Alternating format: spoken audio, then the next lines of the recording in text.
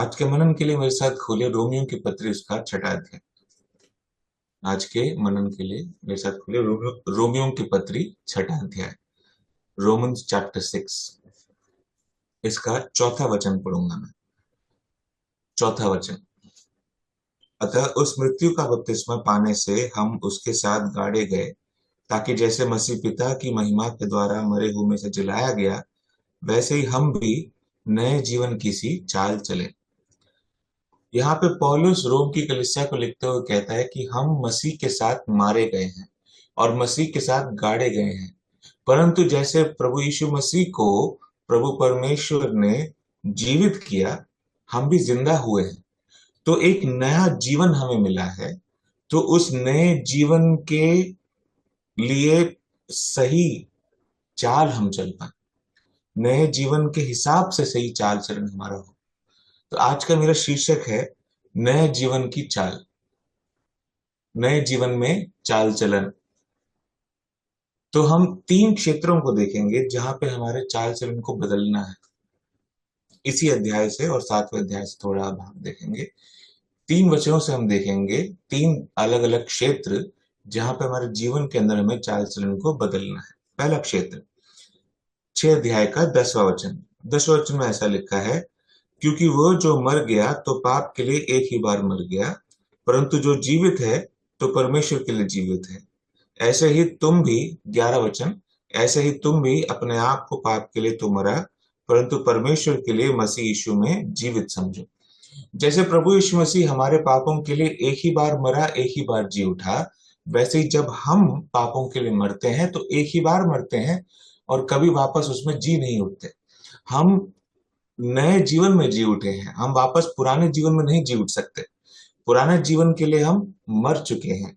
जो पाप का जीवन था हमारा, उसके लिए हम मर चुके हैं। तो उस पाप के जीवन में वापस हम पुनरुत्थान नहीं ले सकते। हम नए जीवन में पुनरुत्थित हुए हैं। हमें नए जीवन में प्रभु यीशु मसीह ने जिलाया है। तो अब नया जीवन होते के समय हम अपने आप को, जैसे 11 वचन में लिखा है, कि अपने आप को हम पाप के लिए मरा समझते हैं, परंतु परमेश्वर के लिए मसीह यीशु में जीवित समझते हैं। तो पहला क्षेत्र है हमारा नजरिया। हमारा नजरिया, हमारे चीजों को देखने का नजरिया, चीजों को करने का नजरिया। जो कुछ हम देखते हैं, जो कुछ हम करते हैं, जो कुछ हम बोलते हैं, जो कुछ हम सुनते हैं, जो कुछ हम करते हैं, जहां हम जाते हैं, सबका नजरिया बदलना चाहिए। क्योंकि हमारे पाप स्वभाव का जो नजरिया है वो सिर्फ पाप केंद्रित है। हर हर चीज में उसे पाप ही दिखता है। और इसीलिए हम पढ़ते हैं, आंखों की अभिलाषा है, जीविका का घमंड है, शरीर की अभिलाषा है। ये नजरिया है हमारे पाप स्वभाव का। क्योंकि हर चीज में हम पाप को ढूंढते हैं, हर चीज में हम संतुष्टि ढूंढते हैं, हर चीज में हम लालसा देखते हैं कि भैया ये मेरे को चाहिए, ऐसा मुझे चाहिए, ऐसा मुझे बनना है। ये हमारा नजरिया बन जाता है। परंतु जब हम नए जीवन में आते हैं, नया जन्म हमारा जब होता है, तो हमारा पहला चाल चलन जो बदलता है वो है हमारा नजरिया, हमारे चीजों को देखने का नजरिया। अब मैं पाप के लिए मर चुका हूं, अब मसीह मुझ में जीवित है, और मसीह के लिए जब मैं जी उठा हूं, तो मैं अभी सिर्फ परमेश्वर के कामों के लिए रहूंगा। यही लिखा है, अपने आप को पाप के लिए मरा मरा समझो, परंतु परमेश्वर के लिए मसीह यीशु में जीवित समझो। मसीह यीशु में मैं जीवित हूं, मसीह यीशु में मेरा जीवन है, यीशु मसीह ही मेरा जीवन है, यीशु मसीह के द्वारा मैं जीवित हूं। इस इस सच्चाई को या इस अंडरस्टैंडिंग को हम कई बार भूल जाते हैं कि भैया मैं मसीह का हूं।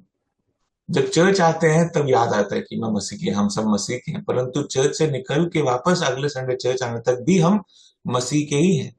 चाहे हम घर पे हो, चाहे हम रोड पे हो, चाहे हम ऑफिस में हो, चाहे हम कॉलेज में हो, स्कूल में हो, कहीं भी हो, हम मसीह के हैं। हम जब जी उठे हैं, मसीह में जी उठे हैं। अब हमारे सारे कार्य जो होंगे वो मसीह में कार्य हम करेंगे। एफिसियों की पत्री और कोलोसियों की पत्री में पौलुस 6 लोगों के बारे में बात करता है। पहला पत्नी, फिर पति, फिर बच्चे, फिर माँ बाप, फिर काम करने वाले और उनके मालिक। 6 लोगों के बारे में वो बात करता है। उन सब में से किसी ना किसी जगह पे हम आते हैं। तो हम सब कैसे काम करें? मसीह में हम अधीन रहें, मसीह के कारण हम काम कर रहे हैं। अगर हम जॉब जाते हैं तो अपने बॉस के अधीन हम इसलिए रहते हैं क्योंकि हम मसीह के अधीन हैं। पत्नी या पति के अधीन क्यों रहते हैं? क्योंकि मसीह के अधीन है। पति पत्नियों से प्रेम क्यों करते हैं? जैसे मसीह ने प्रेम किया। हर चीज में हमारा आदर्श मसीह है। हर चीज में जो कुछ हम करते हैं वो मसीह के कारण करते हैं, क्योंकि हम मसीह में जीवित हैं। जब हमारा जीवन ही मसीह में है, हमारा सारा कार्य क्षेत्र जो है, हमारा सब कुछ जो है वो मसीह में हम देखते हैं। जो हम जो कुछ करते हैं वो मसीह में हम करते हैं। In Christ we do everything. तो पहला हमारा क्षेत्र है चाल चलन बदलने का, वो है नजरिया। दूसरा क्षेत्र हम देखते हैं। दूसरा क्षेत्र 6 अध्याय का 22 वचन में हम पढ़ते हैं। 22 वचन, चैप्टर 6 वर्स 22। वहां लिखा है, परंतु अब पाप से स्वतंत्र होकर और परमेश्वर के दास बनकर तुमको फल मिला, जिससे पवित्रता प्राप्त होती है और उसका अंत अनंत जीवन है। प्रभु यीशु मसीह को अपना उद्धारकर्ता जानने के बाद हम स्वतंत्र हो गए। हम जो पाप के बंधन में पड़े हुए थे, पुराने चाल चलन के बंधन में थे, शैतान के बंधन में थे, वहां से प्रभु ने हमें दाम देकर छुड़ा लिया। अब हम स्वतंत्र हैं। तो स्वतंत्र होने की वजह से हम अपनी स्वतंत्रता को ऐसा ना इस्तेमाल करें कि भैया हम स्वतंत्र हैं तो हम जो कुछ करना कर सकते हैं। नहीं, क्योंकि परमेश्वर ने हमें खरीद लिया है, इसलिए हम अपने नहीं, हम किसके हैं? परमेश्वर के। पौलुस और जगह कहता है, क्या तुम ये नहीं जानते कि तुम अपने नहीं हो परंतु दाम दे के छुड़ा लिए गए? ये बात हम कई बार भूल जाते हैं। हमको दाम दे के प्रभु ने छुड़ाया है, हम प्रभु के हैं, हम अपनी मर्जी के मालिक नहीं। हम सोच सकते हैं ऐसा कि हम अपनी मर्जी के मालिक है, परंतु अगर हम थोड़ा जूम आउट करके देखें, अपने मर्जी के मालिक हम नहीं है। प्रभु है जो सर है, प्रभु है जो चलाता है, प्रभु है जो सब कुछ है। और उसके बाद जब हमारा जीवन में स्वतंत्रता आती है तो हम अपने आप को परमेश्वर का दास बनाकर तुमको जो पवित्रता से फल प्राप्त होते हैं।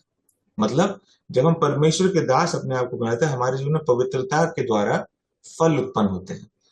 मतलब पवित्रता जो शब्द है, वहां पे इंग्लिश में वो शब्द आता है सैंक्टिफिकेशन।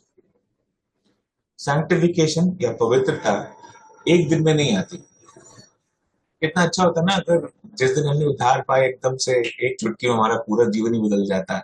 मतलब दिमाग पे पाप के ख्याल आना ही बंद हो जाता है, पाप के लिए हमारा शरीर काम करना ही बंद कर देता है। कितना अच्छा लगता है, हम बड़े खुश होते हैं, भैया देखो हमसे पाप ही नहीं होता, चाह कर भी नहीं कर सकते। कितना अच्छा होता है, परंतु ऐसा नहीं होता, क्योंकि प्रभु ने हमें इस शरीर में रखा है। उस शरीर में जब तक हम हैं, हम एक नाश्वर शरीर में, और इस नाश्वर शरीर के अंदर पाप का स्वभाव विराजमान है, बैठा हुआ है। पाप स्वभाव हमेशा प्रभु से दूर ले जाने की सोचता है, परंतु जो नया मनुष्य तो उत्पन्न हुआ है, वो परमेश्वर की ओर जाने की हमें संकेत देता रहता है। परमेश्वर को संकेत दे, परमेश्वर के लिए संकेत हमें देता है कि बेटा परमेश्वर के बारे में सोच, कि परमेश्वर में बढ़, प्रभु यीशु मसीह में बढ़, प्रभु यीशु मसीह के डील डॉल में बढ़। ये सब हमारा नया मनुष्य तो हमें बताता है। पुराने मनुष्य तो कहते हैं जो पहले तू कर रहा था वही कर, जो नया चीज है उसको भूल जा। तो इस कश्मकश में हम हैं, और हमारे जीवन में पवित्रता को दिन प्रतिदिन हमें लाना पड़ता है। हर रोज सैंक्टिफिकेशन आता रहता है। धीरे धीरे जो पुरानी आदतें थी वो बदलती रहती है, नई आदतें उत्पन्न होती है। तो दूसरा जो क्षेत्र है वो हमारे कार्यों में, दूसरा क्षेत्र है हमारे कार्यों में। हमारे कार्यों में या हमारी जीवन शैली में, हमारा लाइफस्टाइल। पहला हमारा नजरिया, जो हमारा एटीट्यूड है, वो है पहला चाल हमारा जो बदलनी है, हमारा पहला क्षेत्र। दूसरा क्षेत्र है लाइफस्टाइल, मतलब हमारा जीवन शैली। जो कुछ हम काम करते हैं, कैसे काम करते हैं, कहाँ काम करते हैं, क्यों काम करते हैं, ये जो सवाल हैं इतने सारे, जिसके द्वारा हम चीजों को करते हैं, जिसकी वजह से हम चीजों को करना पसंद करते हैं, जिसकी वजह से हम किसी काम को किसी तरीके से करते हैं, उस तरीके को बदलना है, हमारे जीवन शैली को बदलना है। अब हमारे जीवन शैली में पवित्रता को उत्पन्न करना है। धीरे धीरे हमारे अंदर पवित्रता बढ़ती जानी चाहिए, सैंक्टिफिकेशन आना चाहिए। सैंक्टिफिकेशन मतलब हमारे जीवन में रूपांतर आना चाहिए। जीवन में रूपांतर आना चाहिए हमारे। अब यहाँ पे कंफ्यूज ना होइएगा, क्योंकि परमेश्वर ने हमें हमारा रूप बदल दिया है। एफिसियों 2 अध्याय में हम पढ़ते हैं, हम कुछ थे, हमें परमेश्वर ने बदल के कुछ और बना दिया है। वो रूपांतर अलग है, ये रूपांतर अलग है। हम जानते हैं कि उद्धार 3 प्रकार के होते हैं। हम बचाए गए थे, हम बचाए जाते हैं, और हम बचाए जाएंगे। जब हमने उद्धार पाया, हम बचाए गए थे। हर रोज के जीवन में प्रभु हमें बचाता रहता है, हमारा उद्धार देता है। हमारे जीवन में हमें, जब हम पाप करते हैं, हमारे पापों को जो हम अंगीकार करते हैं, उसको प्रभु यीशु मसीह माफ करता है, परमेश्वर माफ करता है, और हमें वापस मेल मिलाप करने के लिए विश्वास योग्य है। पहला यूहन्ना 1:9। तीसरा, हम बचाए जाएंगे। जब मसीह आएगा और ये पाप शरीर, ये नाशवान शरीर बदल जाएगा और एक अविनाशी शरीर को पहनेंगे, तब हम बचाए जाएंगे। मतलब इस पाप स्वभाव से हमेशा के लिए हम बचा दिए जाएंगे। 3 स्तर को हम देखते हैं। तो दूसरे स्तर की मैं बात कर रहा हूं।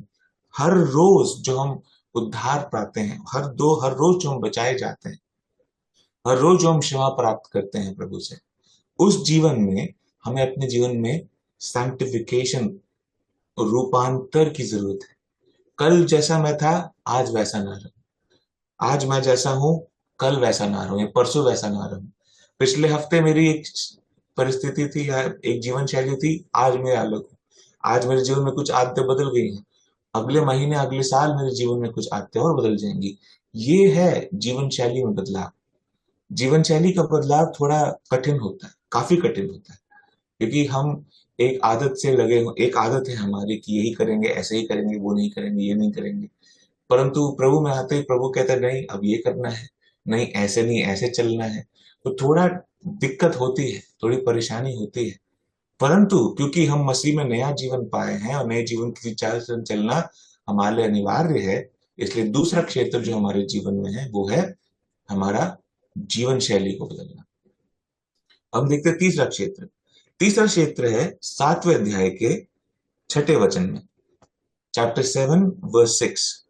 परंतु जिसके बंधन में हम थे, उसके लिए मरकर अब व्यवस्था से ऐसे छूट गए कि लेख की पुरानी रीति पर नहीं, वरन आत्मा की नई रीति पर सेवा करते हैं। तीसरा जो क्षेत्र है वो है हमारी संस्कृति। हमारी संस्कृति में बदलाव आना चाहिए। आप सवाल बोलोगे, भैया संस्कृति में बदलाव कैसे? हम भारतीय हैं, हम प्राउड इंडियंस हैं, ऐसे कैसे हम भारतीय संस्कृति को तिरस्कार करते हैं? ऐसे कैसे हम अपने देश की संस्कृति को तिरस्कार करते हैं? जैसे आप सब महाराष्ट्र के हैं, महाराष्ट्र की अपनी संस्कृति है।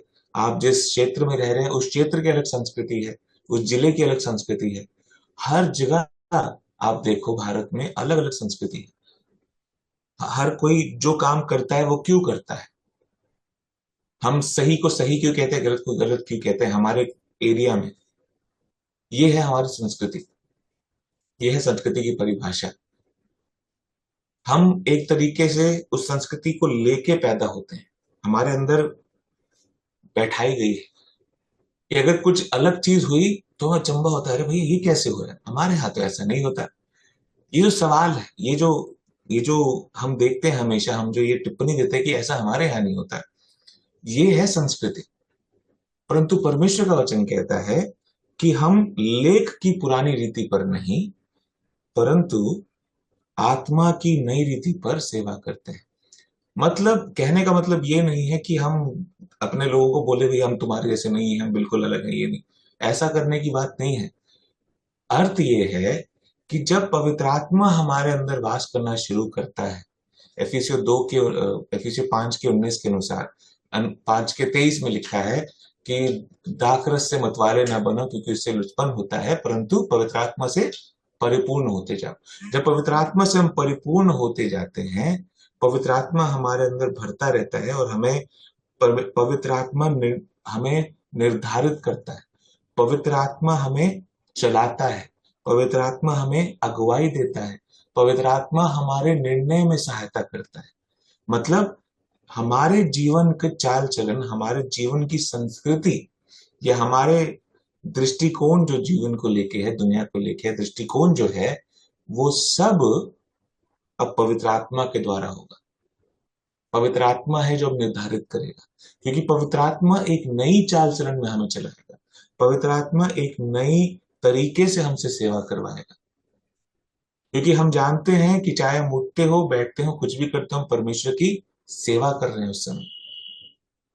चाहे हम ऑफिस में हो, चाहे हम खाना खा रहे हो, चाहे हम अपने गुप्त जगह में हो, खाली हो, एकांत में हो, हर चीज में हम परमेश्वर की सेवा ही कर रहे हैं, परमेश्वर की महिमा ही कर रहे हैं। तो अब ये हमें देखना है कि हम कैसी महिमा कर रहे हैं। क्या अपने अनुसार हम महिमा करने की कोशिश कर रहे हैं, जो परमेश्वर को ग्रहण योग्य नहीं, या हम आत्मा के अनुसार परमेश्वर की महिमा कर रहे हैं, जो परमेश्वर को ग्रहण योग्य है। क्योंकि जब पवित्र आत्मा हमारे जीवन में वास करता है, हमारे अंदर वास करता है, वो हमारे जीवन को निर्धारित करता है, वो हमारे जीवन की संस्कृति को बदल देता है। अब दुनिया में कई लोग कहते हैं कि क्रिश्चियन कल्चर है, वेस्टर्न कल्चर है, ये है वो है। भैया ये सब नहीं है। क्रिश्चियन कल्चर भी फॉलो नहीं करना, सिर्फ बाइबल का कल्चर फॉलो करना है। हमें ये नहीं फॉलो करना कि वेस्टर्न क्रिश्चियन कल्चर ये है, इंडियन क्रिश्चियन कल्चर ये है, यहाँ का क्रिश्चियन कल्चर ये है, वहां का क्रिश्चियन कल्चर ये है, या हमारे देश का कल्चर ये है। नहीं नहीं, कल्चर की बात तो कहीं नहीं देखनी। जो बाइबल में है वो ही करना है। अगर वचन में है तो करना है, नहीं है तो नहीं करना है। अगर पवित्र आत्मा के द्वारा हम बताए जाते हैं कि हाँ, हमारे जीवन में बदलाव होना जरूरी है, तो करना है। अगर पवित्र आत्मा बदलता नहीं है तो नहीं करना है। जैसे मैं कुछ लोगों को जानता हूँ जिन्होंने उद्धार पाया। उद्धार पाने के बाद उन्होंने वो हिंदू थे तो उन्होंने मंगलसूत्र नहीं उतारा उतारा तो चर्च में आने के बाद कुछ लोगों ने उनको पकड़ा और बोला कि आपको मंगलसूत्र उतारना पड़ेगा, ये करना पड़ेगा, वो करना पड़ेगा। तो वो काफी ऑफेंड हो गए कि भैया ऐसे कैसे, हमारी सभ्यता तो ये कहती है। तो मैंने बाद में फिर हमारे से बात हुई तो हमने बोला सिस्टर आप बुरा मत मानिए, उनका कहना उनके तरफ से सही था। परंतु जब आपके साथ पवित्र आत्मा बात करे, जब आपके अंदर पवित्र आत्मा ये बैठाए कि हाँ मेरे जीवन में अब ये बदलना जरूरी है, तब ही करिएगा।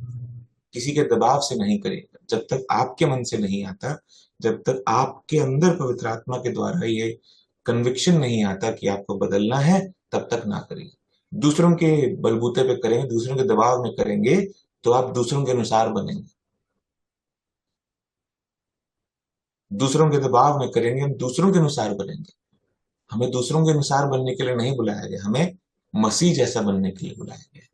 जब तक पवित्र आत्मा हमें बदलता नहीं। पवित्र आत्मा कौन है? मसीह ने क्या करके उसको बोला, संबोधित किया? यूहन्ना 14 अध्याय में मेरा सहायक सहायक आएगा। पवित्र आत्मा सहायक है, जो हमें मसीह के चाल चलन के हिसाब से चलने में सहायता करता है, परमेश्वर की महिमा करने के लिए सहायता करता है। पवित्र आत्मा के द्वारा अपने जीवन को हम निर्धारित करने दें, सहायता करे प्रभु हमें इन 3 क्षेत्रों में, हमारे जीवन में चाल चलन में हम बदलाव करें। परमेश्वर ने हमें एक नया जीवन दिया है, एक नए जीवन की सी चाल चलन हमें चलनी है। पहला, हमारा नजरिया बदलना है। दूसरा क्षेत्र, हमारी जीवन शैली बदलनी है। और तीसरा क्षेत्र, हमारी संस्कृति बदलनी है। संस्कृति बदलना मतलब ये नहीं कि मैं भारतीय नहीं हूं, ये नहीं कि मैं महाराष्ट्रियन नहीं हूं, ये नहीं कि मैं ये नहीं, मैं अभी भी वही हूं। परंतु मेरी संस्कृति जो दिमाग से है, वो मैं बाइबल के अनुसार चलता हूँ, वचन के अनुसार चलता हूँ, पवित्र आत्मा के चाल चलन के अनुसार चलता हूँ।